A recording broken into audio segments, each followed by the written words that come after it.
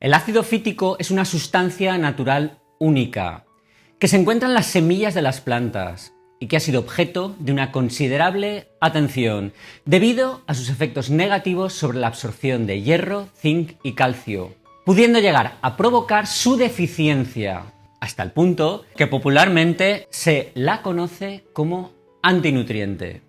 Pero como casi siempre, no todo es blanco o negro, sino que existen escalas de grises, y en este caso también, ya que el ácido fítico tiene algunos beneficios para la salud. Por eso, atiza el dedito hacia arriba y quédate hasta el final del vídeo si quieres conocer en detalle todo lo referente al ácido fítico y sus efectos, además de los trucos y técnicas mediante los que puedes reducir el impacto sobre tu salud de este antinutriente.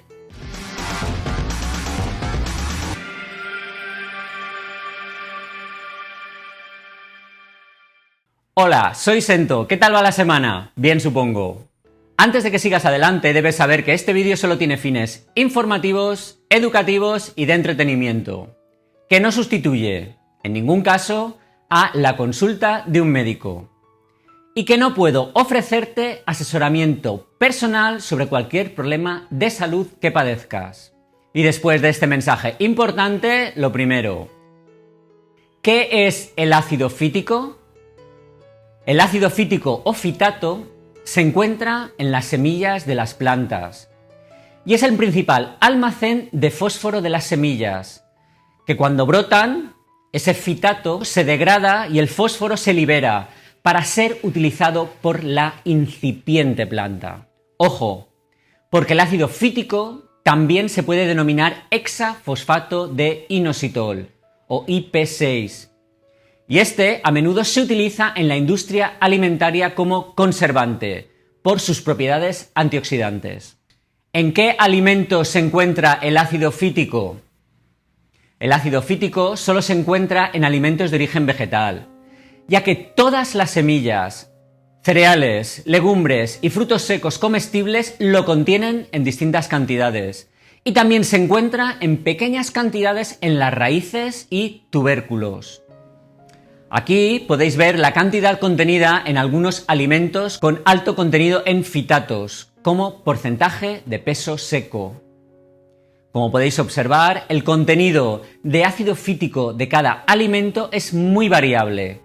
Así, por ejemplo, las almendras pueden contener entre un 0,4 y un 9,4%, lo cual es una variación de casi 20 veces. ¿Perjudica realmente el ácido fítico a la absorción de minerales? El ácido fítico modifica la absorción del hierro y el zinc, y en menor medida la del calcio.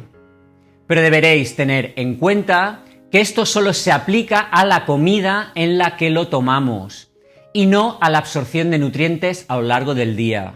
Os pongo un ejemplo facilito. Si hacemos lentejas que tienen ácido fítico, este reducirá la absorción de minerales como hierro y zinc de esa comida en concreto, pero no tendrá ningún efecto en el resto de comidas del día. Otro ejemplo, comer nueces entre las comidas puede reducir la cantidad de hierro, zinc y calcio que se absorbe de esas nueces, pero no de la comida que hagamos unas horas más tarde. Sin embargo, cuando ingerimos alimentos con alto contenido de fitatos en la mayoría de las comidas, con el tiempo sí que se pueden desarrollar deficiencias en minerales. Esto rara vez es motivo de preocupación para quienes siguen una dieta rica en nutrientes, pero puede ser un problema importante durante periodos de carestía o en los países en desarrollo, donde la principal fuente de alimentos son los cereales o las legumbres. ¿Te está pareciendo interesante el vídeo? ¿Crees que le puede gustar a alguien de tu entorno? Pues atiza el dedito hacia arriba y deja un comentario y compártelo en tus redes sociales. También es posible compartirlo en WhatsApp o Telegram. ¿Cómo podemos reducir el ácido fítico en los alimentos? Evitar los alimentos que contienen ácido fítico no es una buena idea, ya que muchos de ellos son saludables y muy nutritivos. Además, en muchos países en desarrollo, la gente necesitan legumbres y cereales como alimentos básicos. Por suerte, algunos métodos de preparación pueden reducir significativamente el contenido de ácido fítico de los alimentos. ¿Cuáles son los métodos más utilizados para reducir su presencia? El más conocido es el remojo. ¿Quién no ha puesto legumbres a remojo toda la noche para cocerlas al día siguiente? Pues ese remojo reduce el contenido de ácido fítico en las legumbres. Otra cosa que reduce el contenido de ácido fítico es la germinación de legumbres y cereales, ya que esa germinación provoca la degradación del fitato. Y por último, la fermentación, que produce unos ácidos orgánicos que promueven la descomposición del fitato. La fermentación del ácido láctico es un buen ejemplo durante la elaboración de masa madre. La combinación de estos métodos puede reducir considerablemente el contenido en ácido fítico. Por ejemplo, remojar, germinar y fermentar las semillas de quinoa puede reducir su contenido en ácido fítico en alrededor del 98%. ¿El ácido fítico tiene algún beneficio para la salud?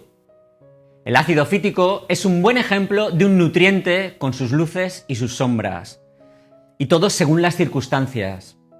Para la mayoría de nosotros es un componente vegetal saludable, ya que no solo es antioxidante, sino que también puede ejercer un efecto protector contra cosas como por ejemplo los cálculos renales o el cáncer.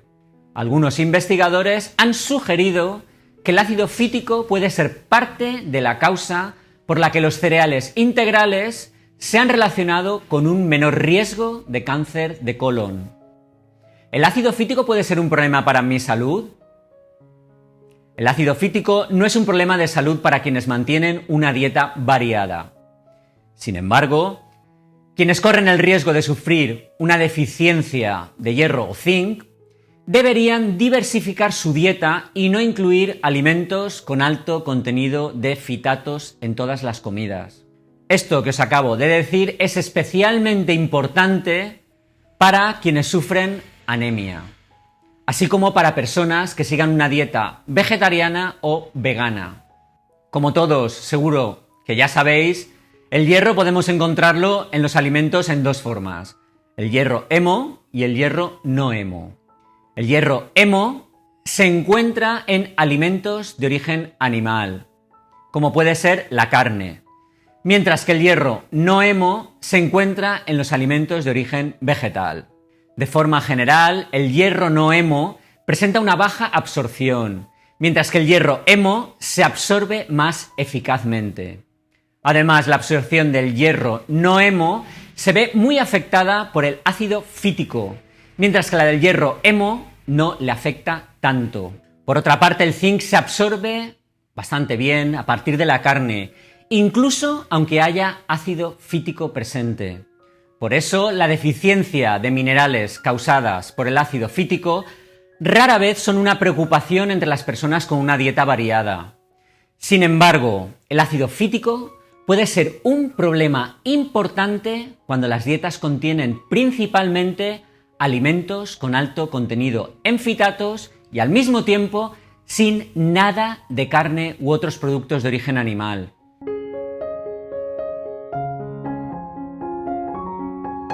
Los alimentos con alto contenido en fitatos, como los cereales, los frutos secos y las legumbres, pueden aumentar el riesgo de deficiencia de hierro, zinc y calcio.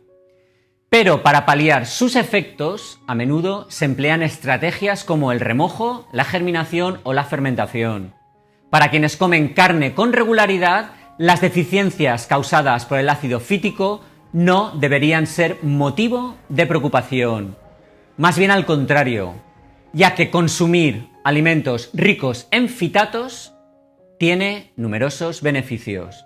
Bueno, y esto es todo por hoy. ¿Conocías la presencia y acción de los fitatos en los cereales, legumbres y frutos secos? ¿Llevas algún tipo de dieta especial?